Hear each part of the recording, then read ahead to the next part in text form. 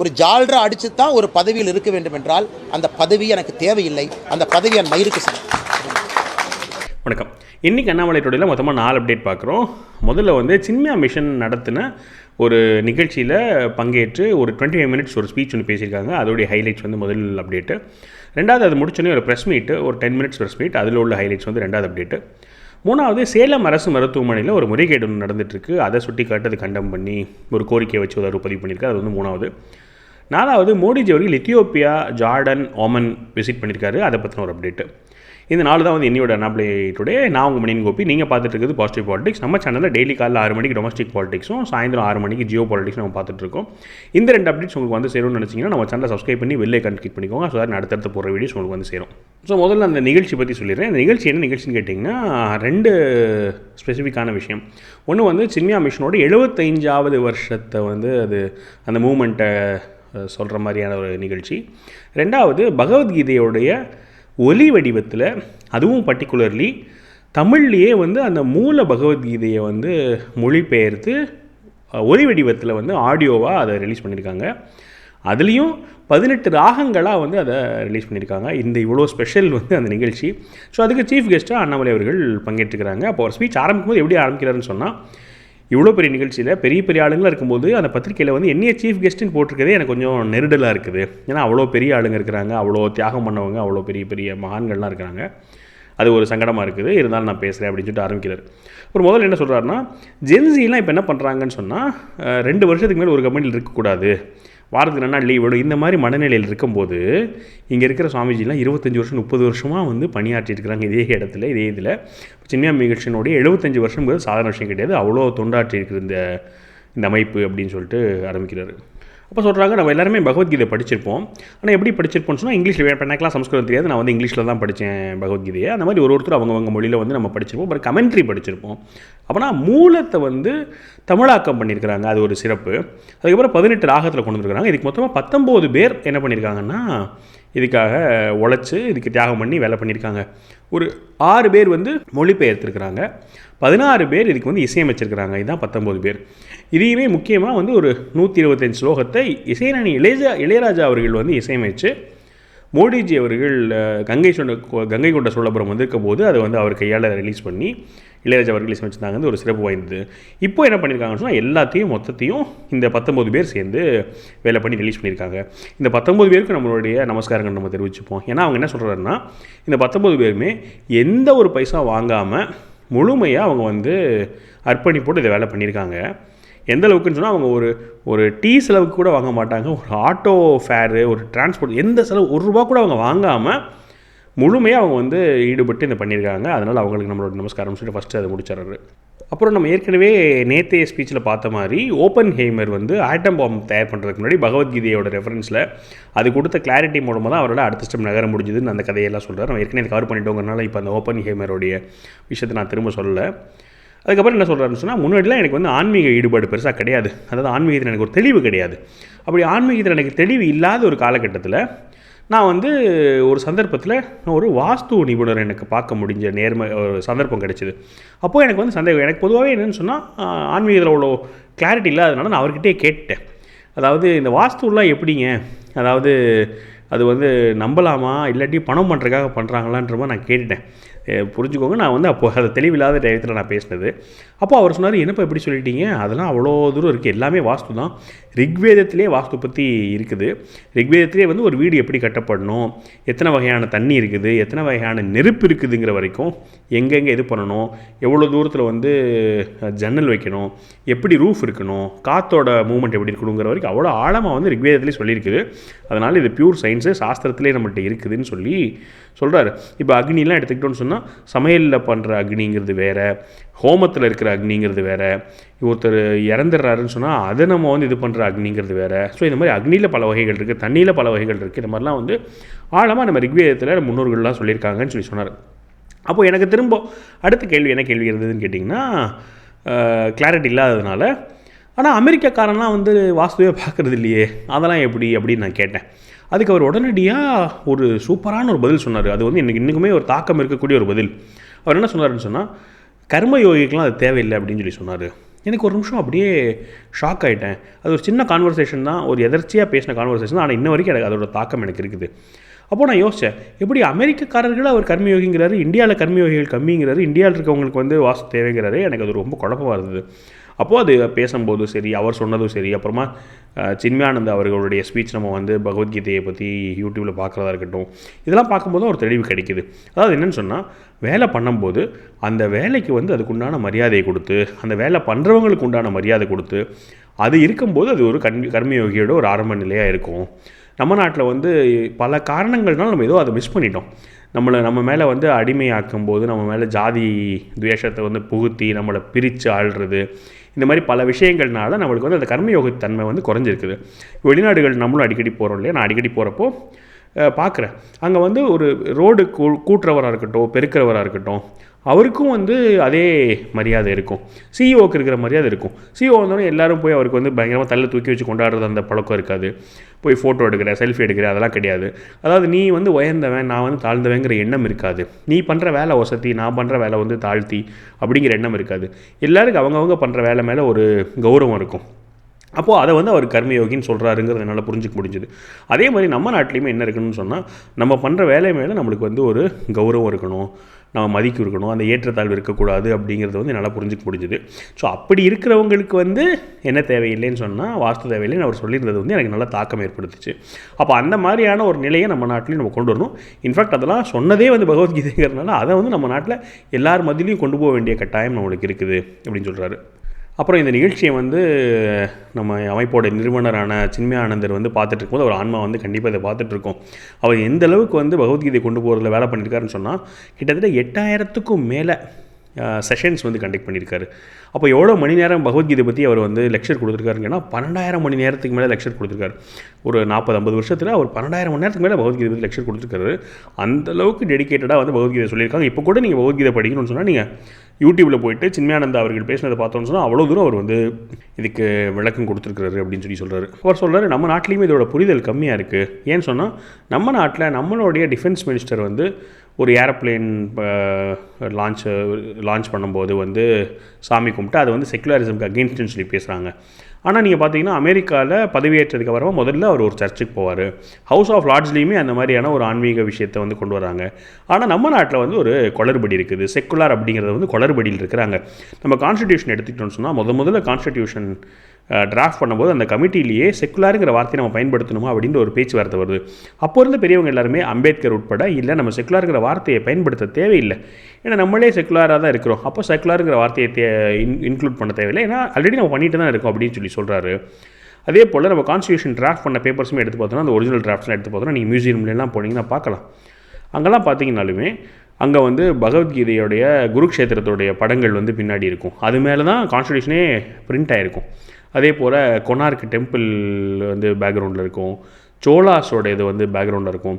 இப்படி தான் நம்மளோட ஒரிஜினல் கான்ஸ்டிடியூஷனே. அதுக்கப்புறம் வந்து காலங்கள் மாறி நம்ம குளறுபடியாகி ஒரு போலி மத சார்பின்னைங்கிற பேரில் வந்து நிறைய விஷயங்கள் நடந்துகிட்ருக்குது. எனக்கு அரசியல் சுத்தமாக பேச போகிறதில்லன்னு சொல்லிட்டு எல்லாருக்கிட்ட அங்கே மன்னிப்பு கேட்டுக்கிறேன். அந்த சென்ஸ் நான் அரசியல் பேசலை, நான் எந்த அரசியல் பேசலை, இருந்தாலும் நான் ஒரே ஒரு முக்கியமான விஷயத்தை மட்டும் நான் சொல்லிக்கிறேன் அப்படின்னு சொல்லிட்டு சொல்கிறார். என்ன சொல்கிறாருன்னு சொன்னால், இந்த திருப்பரங்குன்றம் விஷயத்தில் அந்த வக்கீல் ஆர்கியூ பண்ணுறாரு கோர்ட்டில். நாங்கள் வந்து இந்து அறநிலையத்துறை சார்பாக நான் வந்து பேச வந்திருக்கிற வக்கீல், நான் சொல்கிறேன் இந்த மாதிரி இந்த தீபம் ஏற்றுனா ஒரு மத சார்பின்மை கெட்டு போகும்னு சொல்லி சொல்கிறாரு.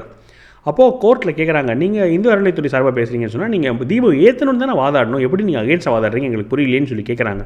அதுக்கு அவர் சொல்கிறாரு, இங்கே வந்து இன்னும் மற்ற சில நம்பிக்கைகள்லாம் இருக்குது, வைஷ்ணவர்கள் இருக்காங்க, வடகலை தென்கலையாக இருக்காங்க, அவங்கெல்லாம் மனசு புண்பட்டுருவாங்க தீபம் ஏற்றுனான்னு சொல்லி சொல்கிறாரு. இவ்வளோ தூரம் நம்ம வந்து சமுதாயத்தில் மனசு கெட்டு போய் குழப்பி ஒரு கேவலமான ஒரு ஆர்கியூமெண்ட் வைக்கிற நிலைமைக்கு நம்ம தள்ளப்பட்டிருக்கோம். ஆனால் இந்த சமயத்தில் நம்ம வந்து பகவத்கீதையை ஒவ்வொரு வீட்டுக்கும் கொண்டு போக வேண்டிய கட்டாயத்தை நம்ம தள்ளப்பட்டிருக்கோம். அதனால் எல்லோரும் நம்ம என்ன பண்ணணும்னு சொன்னால், பகவத்கீதையை ஒரு வீட்டுக்குள்ளேயே கொண்டு போகணும் அப்படின்னு சொல்லி சொல்கிறார். கடைசி அவர் என்ன சொல்கிறாருன்னு சொன்னால், நம்மளுக்கு இப்போ என்ன தேவைன்னு சொன்னால், பகவத்கீதையில் நம்ம கற்றுக்கிறது வந்து டிட்டாச்மெண்ட் அப்படிங்கிறது மட்டும் இல்லை, டிட்டாச்டு அட்டாச்மெண்ட் வேணும் அப்படிங்கிறார். அதாவது டிட்டாச்மெண்ட் இருக்கணும், அதே சமயத்தில் நம்ம பண்ண போகிற காரியத்துக்கு, நம்ம பண்ண போகிற நோக்கத்துக்கு வந்து அட்டாச்மெண்ட் இருக்கணும். இப்போ இங்கே இருக்கிற சாமிஜிஸ்லாம் பார்த்தோம் சொன்னால் டிட்டாச்சாக தான் இருப்பாங்க, ஆனால் அவங்களுக்கு ஒரு அட்டாச்மெண்ட் இருக்கும். என்ன அட்டாச்மெண்ட் இருக்குன்னா, பகவத்கீதை எல்லாத்துக்கிட்டே கொண்டு போய் சேர்க்கணுங்கிற நோக்கத்தில் ஒரு அட்டாச்மெண்ட் இருக்கும். அப்போ அந்த டிட்டாச் அட்டாச்மெண்ட் எல்லாத்துக்கும் இருக்கணும் அப்படிங்கிறாரு. ஸோ அந்த டிட்டாச் அட்டாச்மெண்ட்டோட அவருடைய ஸ்பீச்சை வந்து அவர் நிறைவு செய்கிறார். அதுக்கப்புறமா ப்ரெஸ் மீட் போகிறாரு. ப்ரெஸ் மீட்டில் வந்து 2 கேள்வி தான் டிஸ்கஸ் பண்ணப்படுது. முதல்ல வந்து மகாத்மா காந்திஜி பேர் எடுத்துட்டாங்களே அப்படின்ற கேள்வி வருது. அதுக்கு வந்து நம்ம ஏற்கனவே நேற்று பார்த்தோம், மகாத்மா காந்திஜி பேர் எடுத்ததை பற்றி டீட்டெயில் விளக்கம் கொடுத்துருந்தாரு. அது கூட அடிஷ்னலாக ஒரு பாயிண்ட்டை மட்டும் நம்ம இந்த வீடியோவில் டிஸ்கஸ் பண்ணிடலான்னு சொன்னால், இந்த நிதி பங்கீடு எப்படி இருக்க போகுதுன்னு சொன்னால், மகாத்மா காந்தி அந்த திட்டத்தில் இப்போ புது திட்டத்தில் வந்து 60% சென்ட்ரல் கவர்மெண்ட்டும் 40% வந்து ஸ்டேட் கவர்மெண்ட்டும் கான்ட்ரிபியூட் பண்ணுற மாதிரி அந்த திட்டம் வந்து ரிவைஸ் பண்ணியிருக்காங்க. அப்போ இது எதனாலன்னு சொல்கிறாங்கன்னு சொன்னால், எனிவே இந்த 40% எதுக்காக அவங்க கான்ட்ரிபியூட் பண்ணுறது கட்டாயம்னு சொல்லி நினச்சிங்கன்னு சொன்னால், எல்லா 100 நாள் வேலைவாய்ப்பில் நடக்கிற வேலைகள் எல்லாமே தமிழ்நாட்டில் இருக்கக்கூடிய ஒரு கேபிட்டல் வேலைகளாக தான் இருக்க போகுது. அப்போ இங்கே பெர்மனெண்ட்டாக நடக்கக்கூடிய சேஞ்சஸ், அங்கே லேண்ட்ஸ்கேப்பில் இருக்க சேஞ்சஸ், இங்கே இருக்கிற இன்ஃப்ராஸ்ட்ரக்சர் சேஞ்சஸ் தான் அந்த 100 நாள் வேலை திட்டம் 125 நாள் இப்போ ஆக போகுது. அதோடைய வேலை பயன்பட போகுதுங்கிறதுனால இது வந்து எப்போ தான் கரெக்டாக இருக்குன்னு சொன்னால் 60-40 இருந்தால் கரெக்டாக இருக்கும்னு சொல்கிறாங்க. அது ஒன்று. இன்னொன்று, இந்த 40யுமே எப்படி தான் இருக்க போகுதுன்னு சொன்னால், எப்படி தான் இருக்க போகுது இந்த சென்ஸ் இன்டைரக்ட்லி டெவல்யூஷன் இருக்க போகுது. சென்ட்ரல் கவர்மெண்ட்டுக்கு வர்ற நிதியுமே ஃபுல்லாக அவங்க வச்சுக்க போகிறதில்ல. அவங்க திரும்ப அது ஸ்டேட்டுக்கு வந்து பங்கீடு பண்ணி தான் கொடுக்க போகிறாங்க, கொடுத்துட்ருக்காங்க. இதுவும் முன்னாடி எப்போ காலத்தில் இல்லாத அளவுக்கு மோடிஜி வந்ததுக்கு அப்புறமா நிதி பகிர்வு அதிகமாக தான் இருக்குது. அப்போது அதுவுமே சென்ட்ரல் கவர்மெண்ட்டோட நிதி உங்களுக்கு வந்துடும். அதுக்கப்புறமா தான் நீங்கள் 40% கொடுக்க போகிறீங்க. அது 2வது பாயிண்ட்டு. 3வது, இந்த 100 நாள் வேலைவாய்ப்பு திட்டத்தில் அவ்வளோ ஒரு இது நடக்குது, கொள்ளை நடக்குது. நான் பர்டிகுலர்லி ஈரோடு மாவட்டத்தில் வந்து ஒரு பஞ்சாயத்துலலாம் 90% ஃப்ராடு நடக்குது. இதை நாங்கள் வந்து பார்த்து ஐடென்டிஃபை பண்ணி நாங்கள் பிரைம் மினிஸ்டருக்கு வந்து ஒரு தனிப்பட்ட முறையில் நான் கடிதமே எழுதியிருக்கிறேன். அப்போது இதில் அவ்வளோ பெரிய தவறும் நடந்துகிட்ருக்குது. அப்போ அதையும் நம்ம சரி பண்ணணும். அப்போ இதெல்லாம் வந்து இந்த புது திட்டத்தில் நம்மளால் சரி பண்ணுறதுக்கான வாய்ப்பு இருக்குது அப்படிங்கிறாரு. அப்போ அவங்க கேட்குறாங்க, அந்த மாதிரி தமிழ்நாடு வஞ்சிக்கப்படுதுன்னு சொல்கிறாங்களே அப்படின்னு கேட்கும்போது அவர் சொல்கிறாரு, நீங்கள் நம்பர்ஸ் எடுத்துக்கோங்க. கடந்த 4 ஆண்டுகளில் சென்ட்ரல் கவர்மெண்ட் வந்து இந்த 100 நாள் வேலை வாய்ப்பு திட்டத்துக்கு யூபிக்கு கொடுத்த பணத்தை விட தமிழ்நாட்டுக்கு கொடுத்த பணம் 3 மடங்கு அதிகம்ங்கிறார். எனக்கு அப்படி ஷாக்கிங்காக இருக்குது. ஏன்னா அவர் சொல்கிறாரு, தமிழ்நாட்டில் வந்து யூபியோட கம்பேரிட்டிவ்லி கிராமங்கள் கம்மி இருந்தாலும் நம்ம அவ்வளோ தூரம் பண்ணியிருக்கோம் அப்படின்னு சொல்கிறாரு. இது வந்து முதல் கேள்வி. 2வது கேள்வி என்ன கேட்குறாங்கன்னு சொன்னால், இந்த மாதிரி நீங்கள் வந்து கவர்மெண்ட் இருக்கணும், விஜய் வந்து கவர்மெண்ட் இருக்கக்கூடாது, அவர் டயலாக் மாதிரி அவர் பேசணும்னு சொன்னீங்களே. இப்போ தாவேக்காலேருந்து அருண்ராஜ் ஐஆர்எஸ்ங்கிறவர் என்ன சொல்கிறாருன்னா, அவர் முக்கிய நிர்வாகி, அவர் என்ன கேட்குறாருன்னு சொன்னால், அண்ணாமலை அவர்கள் கவர்மெண்ட் இருந்திருந்தாருன்னா அவர் வந்து இருக்க வேண்டிய இடத்துல இருந்திருப்பாருன்னு சொல்லி கமெண்ட் பண்ணுறாருன்னு சொல்கிறார். இதுக்கு அண்ணாமலை அவர்கள் என்ன ஒரு பதில்னு கேட்டிங்கன்னா, ப்ரில்லியண்ட்டான பதில். என்ன பதில்னு சொன்னால், அண்ணாமலைங்கிற நாயோட வாழை நீங்கள் நிமித்த முடியாது. அண்ணாமலைங்கிற நாய் வந்து இப்படி தான் இருப்பான், அவன் நேர்மையாக தான் பேசுவான், அவனுக்கு அதனால் பிரச்சனைகள் வந்துச்சுன்னா அவன் ஃபேஸ் பண்ணட்டும். ஏன்னா அவன் வந்து மக்களுக்காக பேசுகிறான். அவன் மக்களுக்காக பேசும்போது இந்த பிரச்சனைகள் இருக்க தான் செய்யும். அவன் ஒரு நாய். ஏன்னு சொன்னால் அவன் ஒரு மோடிஜிக்கு நாய், அவன் வந்து நாட்டு மக்களுக்கான நாய், மக்களுக்கு எது நல்லதோ அவன் பண்ணுவான். நான் ஒன்றும் ஒரு நடிகருக்கு ஜால்ரா அடிக்கிற நாய் கிடையாது. நான் வந்து ஒரு பதவிக்காக நான் வந்து கொள்கை இல்லாமல் நடிகருக்கு ஜால்ரா அடிக்கிற நாய் கிடையாது. நான் ஒரு நன்றி உள்ள நாய், மோடிக்கும் தமிழ்நாட்டு மக்களுக்கும் நன்றி உள்ள நாய் அப்படின்னு சொல்லிட்டு அதுக்கு ஒரு பதில் கொடுக்குறாரு. அது வந்து ஒரு ப்ரில்லியண்ட்டாக பதில் வச்சுக்கோங்க. எனக்கு என்ன தோணுதுன்னு சொன்னால், நானாக என்ன கெஸ் பண்ணுறேன்னு சொன்னால், அவருக்கு வந்து அவன் ஒரு ஜால்ரா அடிக்கிற நாய் அப்படின்னு அவர் திட்டணும்னு அவருக்கு தாட் வந்திருக்கும்னு நினைக்கிறேன். சரி, அது வந்து தப்பாக போயிடும், அது அநாகரிகம் ஆகிடும். ஆனால் அப்போ என்ன பண்ணிடலான்னு சொன்னால், நம்மளை நாயின்னு சொல்லிவிட்டு அப்புறமா சொன்னால் அது வந்து கரெக்ட் ஆகிடும். இது வந்து இன்டெலெக்சுவலான ஒரு காம்பன்சேட்டிங்னு வச்சுக்கோங்களேன். அதனால் அவர் ஃபஸ்ட்டு தன்னை நாயின்னு சொல்லிவிட்டு அப்புறமா அப்படியே ஜால்ரா நாய், நடிகருக்கு ஜால்ரா அடிக்கிற நாயின்னு சொல்லிட்டார். எனக்கு இதை கேட்கும்போது ஒரு கதை ஞாபகம் வந்துச்சு.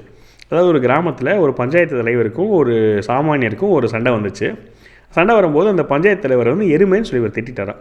திட்டினோடனே திருப்பி ஒரு பெரிய பஞ்சாயத்துக்கு போயிட்டு, இந்த மாதிரி இவர் வந்து என்னைய மரியாதை குறைவாக பேசிட்டாரு, அது தப்பு அப்படின்னு சொன்னாராம். அப்போது அவங்க வந்து சரி மன்னிப்பு கேட்டுனாங்களா, மன்னிப்பு கேட்டாங்களாம்.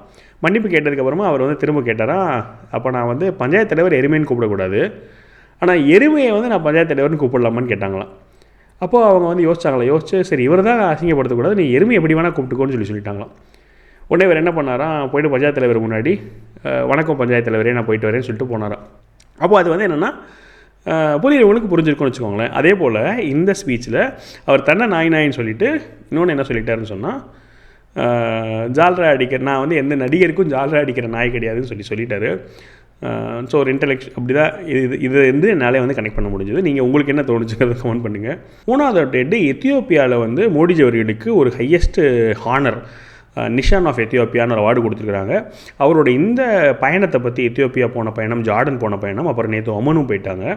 இந்த பயணங்கள் பற்றி நம்மளோட ஜியோ பாலிட்டிக்ஸ் பிளேலிஸ்ட்டில் நான் டீட்டெயிலாக ஒரு வீடியோ போட்டிருக்கேன். நீங்கள் வந்து அதில் இன்ட்ரெஸ்ட் இருக்குன்னு அதில் ஃபாலோ பண்ணி பாருங்கள். 4வது அப்டேட் வந்து சேலமில் இருக்கிற அரசு மருத்துவமனையில் உள்ள முறைகேடு. நான் அதை வாசிக்கிறேன். சேலம் அரசு மருத்துவக் கல்லூரி மருத்துவமனை உள்நோயாளிகள், புறநோயாளிகள் என தினமும் சுமார் 6000 பேர் சிகிச்சை பெற்று வரும் மிக முக்கியமான மருத்துவமனை. இங்கு கடந்த 2 வாரங்களுக்கு மேலாக குடிநீர் வசதி இல்லாமல் பொதுமக்கள் அவதிப்பட்டு வருகின்றனர். அரசு மருத்துவக் கல்லூரி மருத்துவமனையிலேயே அடிப்படை வசதிகள் கூட செய்து கொடுக்காமல் அவநிலையில் வைத்திருப்பது திமுக அரசு. ஏற்கனவே கடந்த மே மாதம் தமிழகத்தில் உள்ள 36 மருத்துவக் கல்லூரிகளில் 34 மருத்துவக் கல்லூரிகளில் போதிய மருந்துகள் இல்லாதது அடிப்படை வசதிகள் குறைபாட்டை சுட்டிக்காட்டி தேசிய மருத்துவ ஆணையம் நோட்டீஸ் அனுப்பியிருந்தது. மாணவர் சேர்க்கை நிறுத்தப்படும் என எச்சரிக்கப்பட்டிருந்தது. ஆனால் திமுக அரசு அடிப்படை வசதிகளை மேம்படுத்த எந்த நடவடிக்கைகளும் எடுத்ததாக தெரியவில்லை. ஒவ்வொரு முறையும் தமிழக சுகாதாரத்துறை அமைச்சர் தனது பங்குக்கு ஒரு விளம்பர நாடகத்தை அரங்கேற்றுவதோடு தனது பணி முடிந்துவிட்டது என்று நினைத்துக் கொள்கிறார். இதனால் பாதிக்கப்பட்டது ஏழை எளிய பொதுமக்களே. உடனடியாக தமிழகம் முழுவதும் உள்ள அரசு மருத்துவமனைகளில் அடிப்படை வசதிகளான சுத்தமான குடிநீர், சுகாதாரமான மருத்துவமனை வளாகம், போதிய மருந்துகள் என அனைத்தும் கிடைப்பதை உறுதி செய்ய வேண்டும் என்று திமுக அரசை வலியுறுத்துகிறேன். அதாவது சேலம் போல் ஒரு பெருநகரத்தில் இந்த மாதிரி பிரச்சனை இருக்குங்கிறது நம்பவே முடியல. அதுவும் 2 வாரங்கிறது எவ்வளோ பெரிய பீரியட், அதுவும் நம்ப முடியல. ஸோ அந்த சிஸ்டம்லேயே ஒரு கொலாப்ஸ் இருக்குங்கிறது தான் இதில் வந்து தெரிய வருதுன்னு வச்சுக்கோங்களேன். ஏன்னா பயம் இல்லை, யாருக்குமே பயம் இல்லை. அதனால தான் சரியாக மாட்டேங்குதுங்கிறது தான். ஏன்னா ஒரு மருத்துவமனையில் தண்ணி வசதிக்கு சிஎம் வரைக்கும் கோரிக்கை வைக்க வேண்டிய ஒரு அவல நிலையில் இருக்கோங்கிறது வருத்தம் தான். சரி, என்ன நடக்குதுன்றதை பார்ப்போம். நான் உங்களுக்கு அடுத்தடுத்து அப்டேட் பண்ணிகிட்டே வரேன். உங்களோட கருத்துக்களை கண்டிப்பாக பதிவு பண்ணுங்கள். மேலும் ஒரு பாசிட்டிவ் ஷெடியூலில் சந்திக்கிறேன். வணக்கம். இன்றைக்கு அவர்களுடைய மூத்த நிர்வாகி அருண்ராஜ் ஒரு கருத்தை சொல்லியிருக்காரு. திரு அண்ணாமலை அவர்கள் கம்மன் இருந்திருந்தா எங்க இருக்கணுமோ அங்க இருந்திருப்பாரு அப்படின்னு ஒரு எதிர்ப்பு. ஆனால் இந்த அண்ணாமலைங்கிற நாயினுடைய வாழை நிறுத்த முடியாது. நான் இந்த வாள் அப்படித்தான் இருக்கும். ஏன்னா அது உண்மையை பேசுகிற நாய். இந்த நாய் வந்து உண்மையை பேசுகிற நாய். இது வந்து ஜால்ரா அடிக்கிற நாய் கிடையாது. இன்றைக்கி ஒரு கட்சியில் சேர்ந்ததுக்காக ஒரு சினிமா நடிகருக்கு ஜால்ரா அடிக்கிற நாய் இல்லை. இந்த நாயோடைய வாள் கொஞ்சம் வளைஞ்சுதான் இருக்கும். இந்த நாய் அப்படித்தான் பேசும். அதை இந்த நாய் ரொம்ப பெருமையாக பேசும். அதுக்காக என்ன வந்தாலும் இந்த நாய் அதை ஏற்றுக்கணும். அப்படித்தான். ஏன்னா இது நன்றியுள்ள விசுவாசமான நாய் மோடிக்காக, நாட்டு மக்களுக்காக. அதனால் மற்ற சினிமா நடிகர்களுக்காக ஜால்ரா அடிக்கிறதுக்காக நான் அரசு பதவியை ரிசைன் பண்ணிட்டு இங்கே வரல. நான் ஒரு உன்னதமான ஒரு கோட்பாட்டுக்காக வந்திருக்கேன். இப்படித்தான் அந்த வால் கொஞ்சம் நெளிஞ்சு வளைஞ்சு தான் இருக்கும். வருகின்ற காலத்திலையும் பல பிரச்சனைகளை நான் சந்திக்கத்தான் போகிறேன். ஆனால் மக்களுக்காகத்தான் நான் சந்திக்கிறேன். அதை பெருமையாகத்தான் எடுத்துக்கிறேன்.